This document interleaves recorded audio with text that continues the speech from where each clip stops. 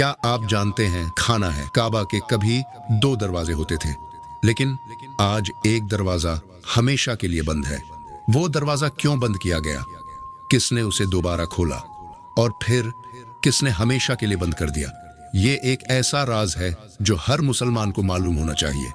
حضرت ابراہیم علیہ السلام کو جب اللہ تعالیٰ نے حکم دیا کہ وہ کعبہ کی تعمیر کریں تو یہ صرف ایک عبادت گاہ نہیں تھی، بلکہ پوری انسانیت کے لیے ہدایت کا مرکز تھی۔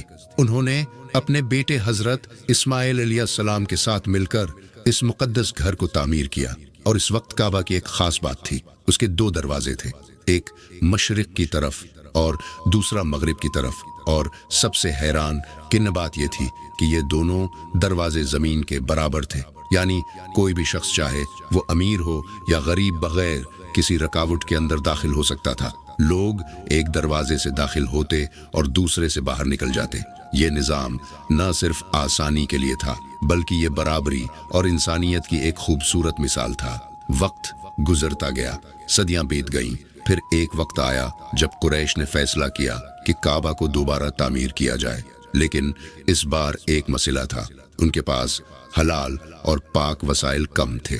اسی وجہ سے انہوں نے کعبہ کا کچھ حصہ کم کر دیا اور اس کی اصل بنیادوں کو مکمل برقرار نہ رکھ سکے۔ اور پھر ایک اہم فیصلہ کیا گیا کہ مغربی دروازہ ہمیشہ کے لیے بند کر دیا گیا، صرف ایک دروازہ باقی رکھا گیا اور اسے بھی زمین سے اونچا بنا دیا گیا تاکہ ہر کوئی اندر نہ جا سکے بلکہ صرف مخصوص لوگ ہی داخل ہوں۔ یہ وہ لمحہ تھا جب کعبہ کی اصل ابراہیمی ساخت میں بڑی تبدیلی آ گئی۔ پھر دنیا نے وہ وقت دیکھا جب نبی کریم صلی اللہ علیہ وسلم اس دنیا میں تشریف لائے۔ آپ صلی اللہ علیہ وسلم کو کعبہ سے بے حد محبت تھی، اور آپ صلی اللہ علیہ وسلم نے فرمایا کہ اگر میری قوم نئی اسلام میں داخل نہ ہوئی ہوتی تو میں کعبہ کو دوبارہ حضرت ابراہیم علیہ السلام کی بنیادوں پر تعمیر کرتا، یعنی کعبہ کو اصل شکل میں واپس لایا جاتا۔ دو دروازے ہوتے اور وہ زمین کے برابر ہوتے، لیکن چونکہ لوگ ابھی نئے مسلمان ہوئے تھے اس لیے آپ صلی اللہ علیہ وسلم نے حکمت کے تحت یہ کام مؤخر کر دیا۔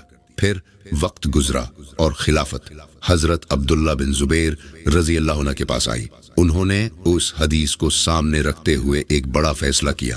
انہوں نے کعبہ کو دوبارہ تعمیر کیا اور نبی کریم صلی اللہ علیہ وسلم کی خواہش کے مطابق مغربی دروازہ دوبارہ کھول دیا اور کعبہ کو اصل بنیادوں کے قریب لے آئے۔ اب کعبہ دوبارہ اپنی پرانی شان میں آ گیا تھا، دو دروازے، آسان داخلہ اور اصل ابراہیمی ڈیزائن۔ لیکن یہ خوشی زیادہ دیر قائم نہ رہ سکی۔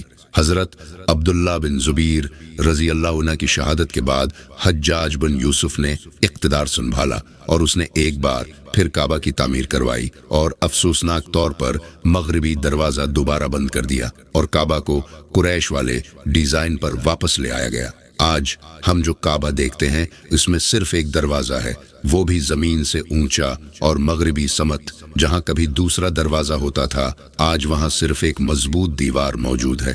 لیکن حیرت کی بات یہ ہے کہ اگر کوئی شخص کعبہ کے اندر داخل ہو تو وہاں سنگ مرمر کی دیواروں اور ڈیزائن میں اس پرانے دروازے کی جگہ کے آثار آج بھی محسوس کیے جا سکتے ہیں۔ یہ صرف ایک بند دروازہ نہیں، یہ تاریخ کا ایک زندہ ثبوت ہے۔ یہ ہمیں یاد دلاتا ہے کہ کعبہ کی اصل بنیادیں انسانیت، برابری اور آسانی پر قائم تھیں۔